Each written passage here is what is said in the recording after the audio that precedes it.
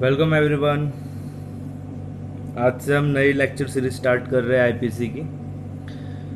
सो इसमें ये इस वीडियो में ज़्यादा कुछ खास तो है नहीं, सिर्फ आईपीसी की एक इंट्रोडक्शन वीडियो है जो कि एग्ज़ाम पॉइंट ऑफ व्यू से 2 मार्कर्स के लिए काम आएगी। ओके एंड चलो शुरू करते हैं।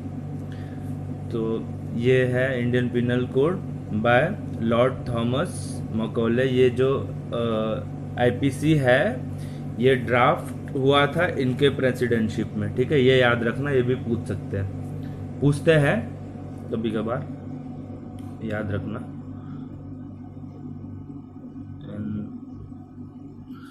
सो wrongs are broadly divided into 2 categories. Okay, जो wrongs है, जो गुनाह है या जो भी सिविल या क्रिमिनल wrongs है, ओके, ये 2 कैटेगरी में डिवाइडेड है। एक है सिविल wrongs, एक है crimes. Okay, so civil wrongs are wrongs of an individualistic nature, that is the effect of the wrong committed is restricted to the person to whom wrong is done.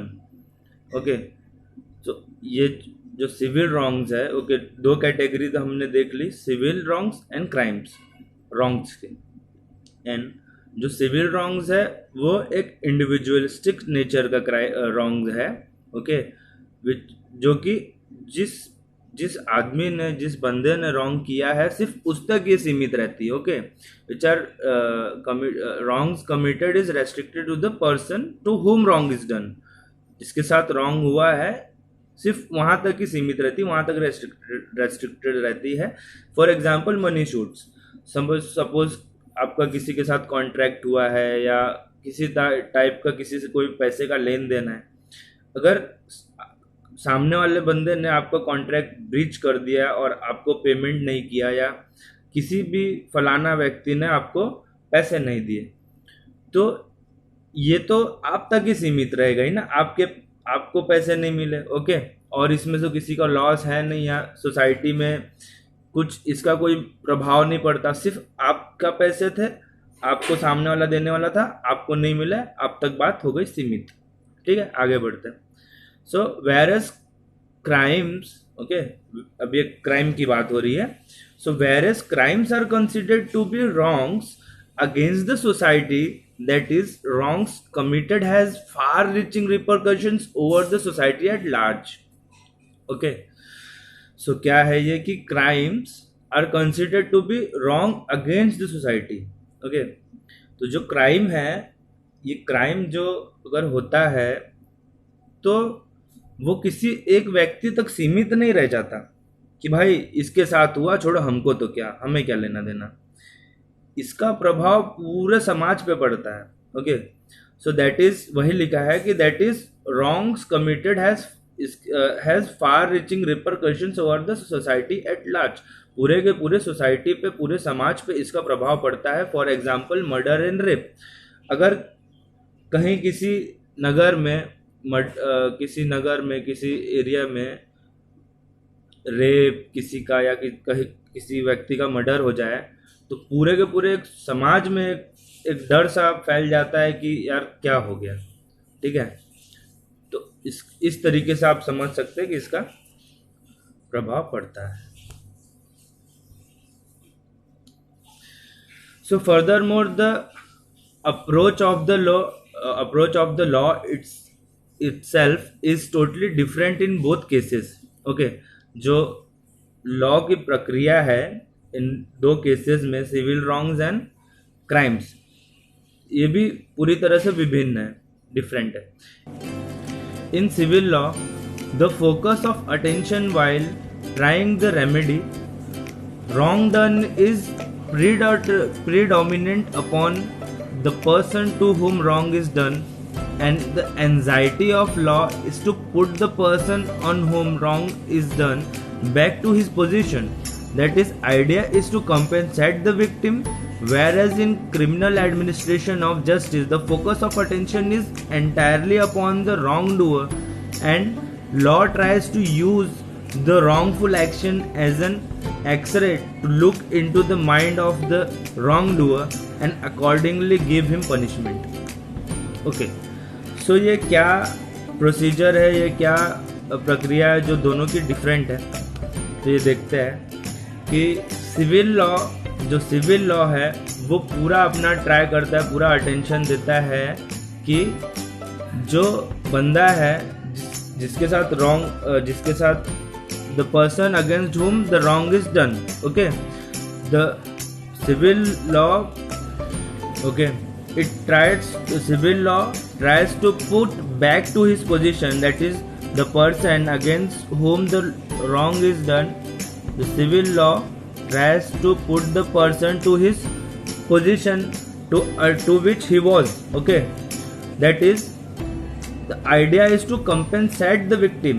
उसे मुआवजा दिया जाएगा कि भाई आपके साथ आपके पैसे सामने वाले बंदे ने, केस पूरा प्रूफ हो जाता है कि सपोज बी, जो पर्सन बी है उसका पैसा अगर पर्सन ए नहीं दे रहा है, ओके, तो पर्सन बी के फेवर में जब केस जाएगा तो जज जो है वो कंपेंसेट करेगा बी को, ओके, कंपेंसेट करने के आदेश देगा ए को, ओके, पर्सन ए को कि आप कंपेंसेट कीजिए पर्सन बी को, और ऐसे उसे मुआवजा मिल जाएगा और वो वापस अपने पोजीशन पे आ जाएगा, यानी कि जो पैसे उसे नहीं मिले थे उसे मिल जाएंगे, दैट्स इट.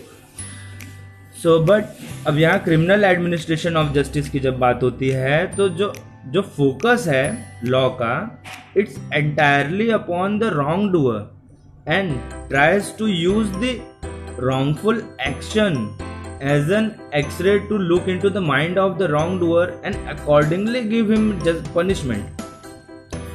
So जो wrongdoer के wrongful actions है, जिसने गलत किया है, क्राइम किया है, उसके wrongful actions, गलत काम को एक एक्सरे की तरह जो है जस्टिस देखती है, जज देखता है, और उस गलत काम के बेसिस पे उसे पनिशमेंट मिल जाती है, okay. So the whole attention, whole focus of the criminal administration of justice is to punish the wrong doer, okay. और सिविल में क्या था, सिविल लॉ में is to compensate the victim, okay, तो कंपेंसेट द विक्टिम इसमें civil law में, ये दो चीज याद रखना. देन ओके, सो अब आगे बढ़ते हैं. So the society considers crime to be more harmful, serious and grave than civil wrong. Okay. So जो समाज है, सोसाइटी है, वो क्राइम को ज़्यादा एक सीरियस और हार्मफुल और ग्रेव मानता है सिविल रॉन्ग से कंपैरिजन. कैसे कि यहाँ एग्जांपल मैं आपको देता हूँ, आप समझ जाओगे. सपोज आप अपनी बहन की शादी के लिए कोई लड़का देख रहे हैं, ओके, और आपको एक सिविल रॉन्ग के पॉइंट ऑफ व्यू से पहले देखना है इस चीज़ को कि अगर आप अपनी बहन की शादी के लिए लड़का देख रहे हैं और आपने लगभग फिक्स तो नहीं की शादी, बट ये पक्की हो गई कि भाई ऐसा ऐसा है, ठीक है, ये बंदा है, और आपको कल को पता चला कि वो सपोज वो बिजनेसमैन है, और आपको सपोज कल को पता चला कि उसने किसी पार्टी के साथ अपना कॉन्ट्रैक्ट ब्रीच कर लिया, ओके, या उसे कोई पैसे नहीं दिए मान लो ऑर्डर के या ऐसा कुछ, तो क्या आप सिर्फ ये चीज़ देख के आप अपनी बहन की शादी उस बंदे के साथ, उस पर्सन के साथ कैंसिल कर देंगे? ओके, अब समझे मेरा एग्जांपल? सीधी सी बात है, नहीं करेंगे, क्योंकि ये तो लगभग होता है हर आजकल के समाज में, छोटी मोटी बात है, होता ही रहता है. बट अगर दूसरे केस में क्रिमिनल एडमिनिस्ट्रेशन ऑफ जस्टिस के हिसाब से,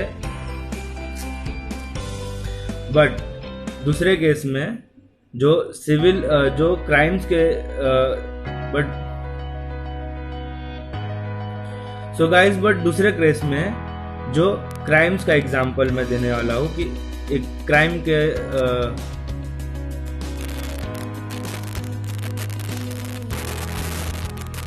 बट मानिए कि अगर ऐसा हो कि आपको पता चलता है कि जिस बंदे से आपने अपनी बहन की शादी फिक्स की है उसने किसी लड़की के साथ छेड़छाड़ की, या सपोज कीजिए कि किसी का रेप कर दिया, तब तो भैया सीधी सी बात है कि आप अपनी बहन की शादी उस पर्सन के साथ जो है नहीं करेंगे, बिल्कुल नहीं करेंगे।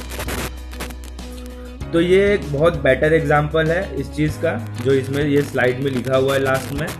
The society considers crime to be much harmful, serious and grave than civil wrongs. Okay, let's go ahead. Crimes are much serious, grave than civil wrong because being found guilty of a crime leads to conviction. Conviction is a term brought with disastrous consequences as follows. Okay, so सीधी सी बात है, अगर कोई crime करता है तो उसे jail होगी, और conviction is the term brought with disasters consequences. क्या कन्विक्शन जो है वो उसके साथ बहुत सारे एक डिजास्टर्स कॉन्सिक्वेंसेस आते हैं, वो देखते हैं आगे क्या है। ओके, तो conviction leads to incarceration. Okay, सीधी सी बात है, कन्विक्शन होती है तो एक बंदे को इम्प्रिजन किया जाता है, कैद किया जाता है, ये एक कंसिक्वेंस है। wherein one's basic right of freedom is taken away from him and is put behind bars like an animal, many a time changing convict's life for the worse forever।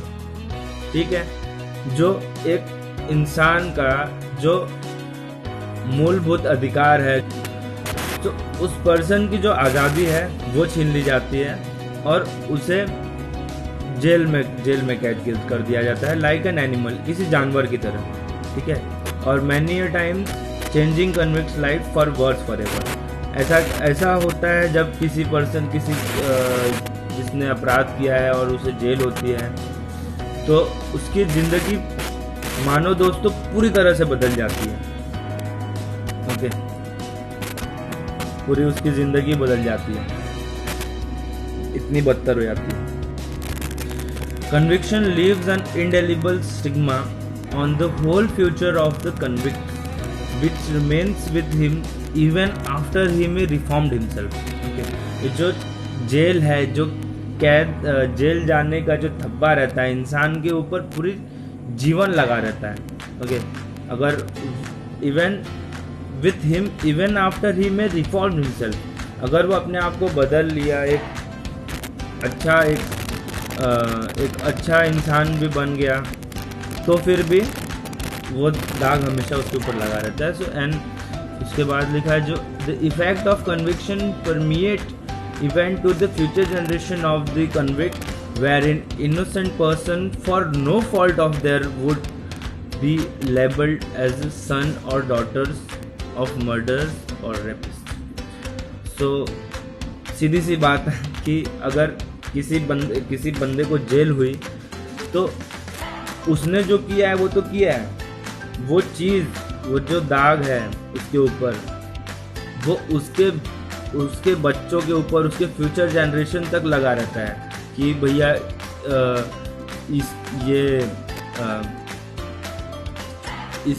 इनके पिताजी जेल गए थे, या इनके समझ रहे ना। ओके, सो आगे बढ़ते हैं। तो सीधी सी बात है, फिल्मों में कितना दिखाते हैं ये चीज़। So resumption of innocence that is cardinal principles। So a convict is treated as a social leopard and is shunned by the so-called good members of the society। तो सीधी सी बात है, जो बंदा जिसे jail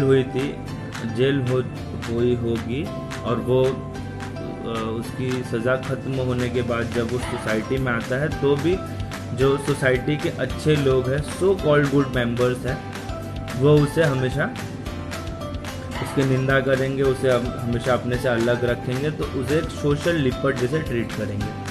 and it is because of this deadly effects of conviction that the criminal law is based on the 2 cardinal principles. ये बहुत ज़रूरी है दोस्तों, ये चीज़ ज़रा ध्यान से सुनना, ये भी 2 मार्क्स के लिए आता है. ओके, क्वेश्चन आता है कि what are cardinal principles of law of crimes, या ऐसा प्रिजम्पशन ऑफ इनोसेंस, ऐसा टाइप का क्वेश्चन आता है 2 मार्क्स के. So the accused before the court is presumed to be innocent until proven guilty. तो पहली लाइन बहुत ज़्यादा इम्पॉर्टेंट है कि जो अक्यूज्ड है, जो अपराधी है, ठीक है, उसे कोर्ट प्रिज्यूम करती है, मान लेती है कि ये इनोसेंट है. ओके, ये मासूम है, इसकी कोई गलती नहीं है, अनटिल प्रूवन गिल्टी, यानी कि जब तक उसे दोषी कोर्ट साबित ना कर दे तब तक. ओके, ये डायलॉग भी आपने मूवीज में सुना होगा. एक्चुअली लॉ, जो क्रिमिनल लॉज है ना, क्रिमिनल लॉ, ये काफ़ी ड्रामेटिक है भी, ठीक है, और जो क्रिमिनल लॉयर्स है इसीलिए वो काफ़ी फेम पाते हैं, ठीक है, काफ़ी पॉपुलर रहते हैं. और क्रिमिनल लॉ जो है, क्रिमिनल प्रैक्टिस है, उसमें थोड़ा इमोशन, इसके लिए इमोशनल बातें जज के सामने की जाती है. और जबकि आप सिविल लॉ देखोगे तो सिविल लॉ में इमोशंस का कोई जगह ही नहीं है, बट क्रिमिनल लॉज में है. तो इससे तो बात पे आते हैं कि presumption of innocence, that is the accused before the court is presumed to be innocent until proven guilty. Okay, ये आप समझ गए. और इसीलिए मीडिया जब अगर किसी को, सोसाइटी, समाज, कोई अगर बंदा क्राइम किया है और उसे पहले से गिल्टी करार कर देती है अपने मन में, अपने माइंड सेट में, तो वो बहुत बुरी बात है. बिकॉज उसकी, अगर वो इनोसेंट रहा तो फिर भी उसकी तो बदनामी हो ही जाती है ना, इसके लिए. सो द बर्डन ऑफ, उसके बाद की चीज़ देखते हैं. The burden of proving guilty lies on the prosecution and that to the degree of expected proof is beyond any shadow of reasonable doubt. Okay, so the burden of proof lies on the prosecution. तो जो उस person को guilty proof करना चाहता है, जो guilty बोल charges लगाया है उस पर्सन के ऊपर, उसके ऊपर ये बर्डन ऑफ प्रूफ आता है कि भाई सामने वाले बंदे को गिल्टी प्रूफ करो. बट ये लाइन है, ये भी काफ़ी इम्पोर्टेंट है कि पूरी तरह से अगर उस पर्सन को गिल्टी प्रूफ करना है कि वो बंदा गिल्टी है, तो beyond any shadow of reasonable doubt, बिल्कुल डाउट नहीं रहना चाहिए, बिल्कुल कोई भी ये नहीं रहना चाहिए कि ये डाउट है, वो डाउट है. पूरी तरह से कंफर्म है कि भाई ये बंदा गिल्टी है, पूरे प्रूफ्स आ गए, हर चीज़ उसके अगेंस्ट में आ गई, तो फिर ये हो जाएगा कि ये गिल्टी है. ओके, सो उसके लास्ट है ये, late 99 persons who have committed an offense go scot free, but not even a single innocent person be punished for a crime that he has not committed. ये बहुत इम्पॉर्टेंट है, ये भी लिखना ज़रूर 2 मार्कर्स में, कि कोर्ट ये प्रिज्यूम करती है कि उन 99 लोगों को छोड़ दिया जाए, ठीक है, उन 99 लोगों को छोड़ दिया जाए जो भी दोषी है, बट एक भी इनोसेंट पर्सन को जो है कि एक भी इनोसेंट पर्सन को जेल नहीं होनी चाहिए. वो गिल्टी प्रूफ नहीं होना चाहिए जबकि वो इनोसेंट है। ओके, ये दो बहुत इंपॉर्टेंट कार्डिनल प्रिंसिपल्स हैं। और और दैट्स इट गाइस। ये थोड़ा सा मैं लेक्चर से हट के भी मैं आई मीन टू से जो फैक्ट स्लाइड्स में है उससे हट के भी बात इसलिए करता हूँ ताकि थोड़ा सा सेशन इंटरेस्टिंग रहे। ओके, बिकॉज बोर बहुत होता है नहीं तो ना सिर्फ लेक्चर्स की बात किया जाए तो।